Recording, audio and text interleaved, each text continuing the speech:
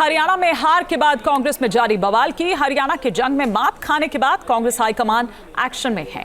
हार के लिए जिम्मेदार नेताओं से सवाल पूछे जा रहे हैं, तो वहीं सहयोगी दल भी एक के बाद एक कांग्रेस को आंख दिखा रखे हैं।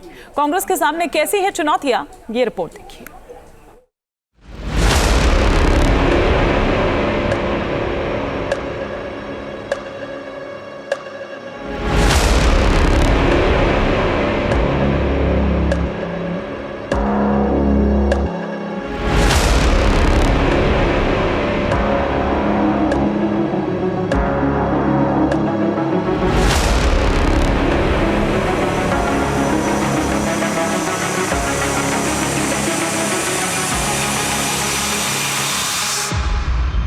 गठबंधन के धर्म के अंदर आपको खुले मन से और सच्चे मन से जो है अपने अलायंस पार्टनर की मदद करनी चाहिए। इस हार को बहुत ही गंभीरता से लिया जा रहा है, क्योंकि जो पूरा मीडिया, पूरे अगेंस्ट पोल, पूरी वहाँ की आम जनता एक स्वर में कह रही थी, आज नहीं महीने भर से कह रही थी, 1.5 महीने से कह रही थी कि सरकार कांग्रेस ही बनना जा रही है।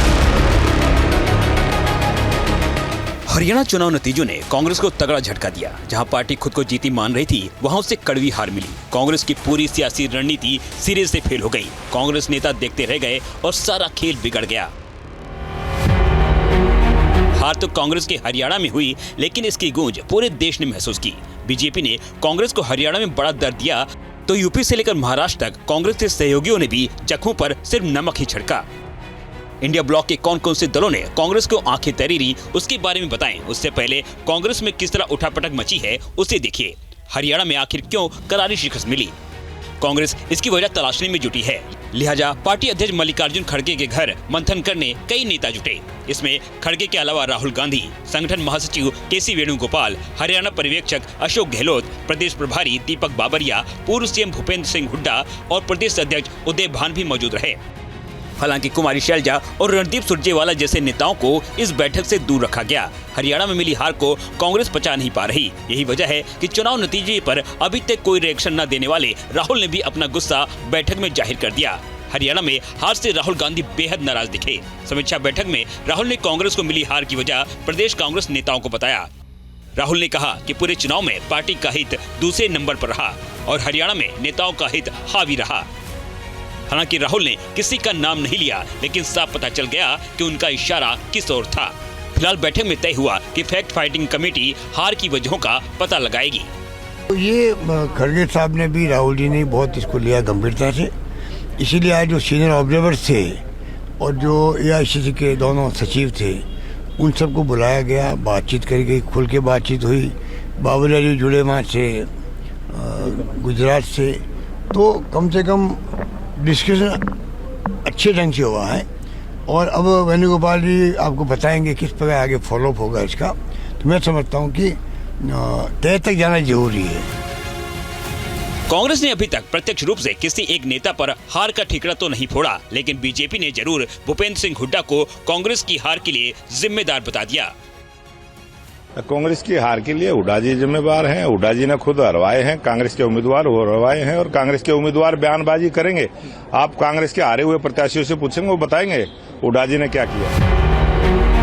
हरियाणा हारने के बाद कांग्रेस के सामने दोहरी चुनौती खड़ी हो गई। सहयोगी दलों को भी कांग्रेस पर दबाव बढ़ाने का मौका मिल गया। कांग्रेस को हारे 24 घंटे भी नहीं बीते कि अखिलेश यादव ने यूपी उपचुनाव में कांग्रेस से सलाह मशवरा किए बिना 6 सीटों पर उम्मीदवारों का ऐलान कर बड़ा झटका दिया।